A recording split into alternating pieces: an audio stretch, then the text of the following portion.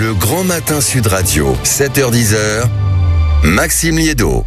Il est 7h14 sur Sud Radio et à la une ce matin, est-ce que la canicule transforme notamment nos services d'urgence dans les hôpitaux en véritable enfer? Bonjour docteur Vincent Escudier.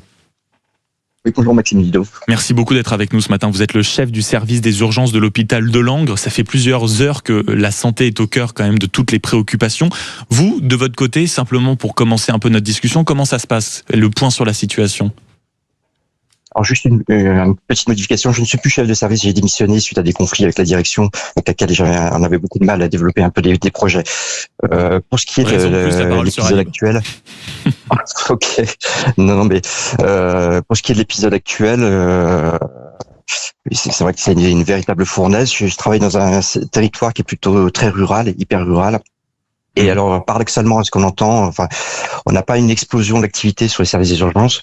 On a un petit peu, je trouve, enfin, personnellement, j'ai l'impression qu'on revit un peu le même modèle qu'on avait vécu pendant la période Covid. Et des personnes qui sont sensibles aux messages gouvernementaux, ils disent de ne pas venir consulter sur les urgences pour ne pas saturer, faire attention de ne pas saturer les services d'urgence, s'auto-censure un petit peu quelque part et reste à domicile. Voilà. Donc pour l'activité des urgences, en tout cas de Langres, on a un volume d'activité qui a diminué, une répartition qui a un petit peu changé avec des consultations qui arrivent plus en fin de soirée, voire la nuit. Et globalement, on a une activité diminuée. Mais c'est intéressant aussi ce que vous dites sur les effets de la canicule, ceux qui décideraient parce qu'ils écoutent les recommandations, les messages diffusés ici et là, avec les conséquences que ça a. C'est-à-dire beaucoup en parlent depuis quelques heures. Un risque en réalité qu'on ait des conséquences à J+5, J+6, J+7. C'est-à-dire que ce qu'on voit comme pic pourrait durer. Oui. Ça va durer, c'est sûr. Enfin, nous, notre ressenti, il n'y a pas moins de malades, si vous voulez, mais on a l'impression que les malades viennent moins consulter et qu'on risque d'avoir un effet retard avec des personnes qui vont venir consulter, qui vont trop attendre et qui vont arriver dans des états un petit peu plus aggravés, quoi. On a entendu aussi le mot hier qui frappe toujours les esprits, qui est le mot de surmortalité. On a entendu des médecins, des professionnels de santé, divers et variés, alerter aussi sur un contexte brouillon qui empêchait d'avoir un compte rendu réaliste aussi de la situation entre la difficulté pour les patients, la température dans les chambres et aussi la situation de vous, professionnels de santé, au cœur de la fournaise. Tout ça, ça complique aussi forcément le rapport précis de la situation, non? Nous, sur les urgences, on a des box d'examen qui sont climatisées, donc on arrive à travailler dans des conditions à peu près correctes.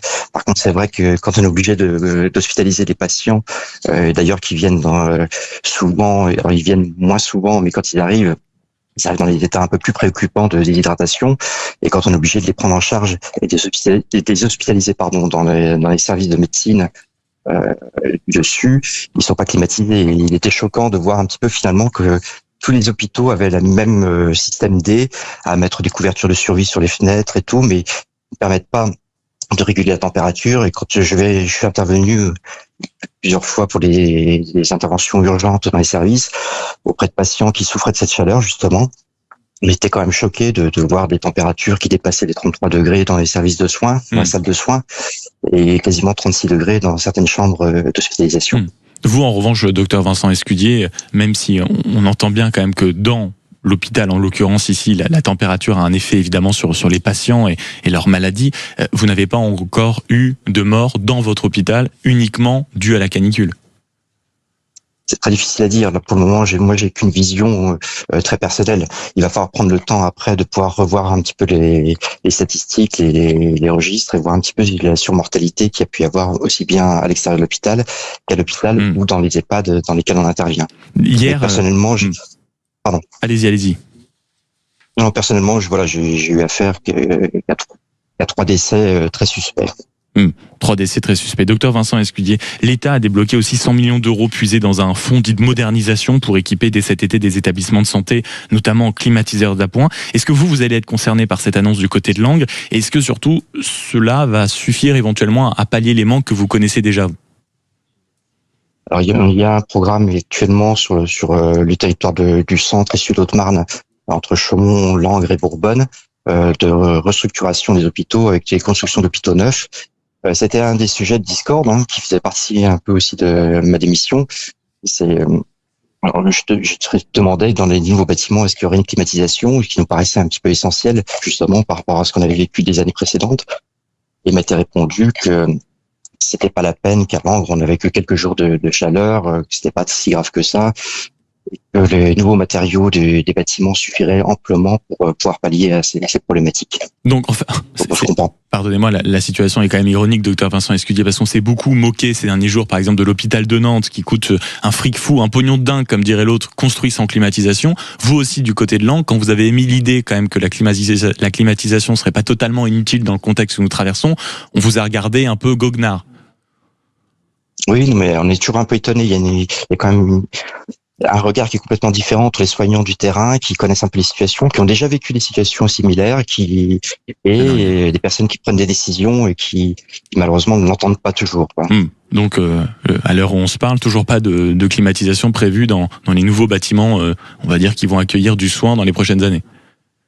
Alors j'allais dire que j'espère et je regrette que cette situation puisse faire changer un petit peu les lignes, bouger les lignes, et que la direction va être un petit peu plus sensible, avec une pression un petit peu extérieure, avec un focus sur cette situation qui est quand même dramatique. Ouais, espérons qu'on arrive à faire changer les choses. En quelques mots, notamment docteur Vincent Escudier, on a l'impression quand même de revivre aussi les vieux débats actuellement quand on voit la surcharge de certains services. Est-ce qu'il ne serait pas envisageable à nouveau, comme on a pu le voir dans les périodes de crise au moment du Covid par exemple, de se répartir la masse de travail entre les hôpitaux publics, les hôpitaux privés? Est-ce que ça se fait? Est-ce que c'est envisageable? Alors, pour le moment, je vous dis, en tout cas pour ce qui concerne notre établissement, et j'ai l'impression que c'est un petit peu partout pareil.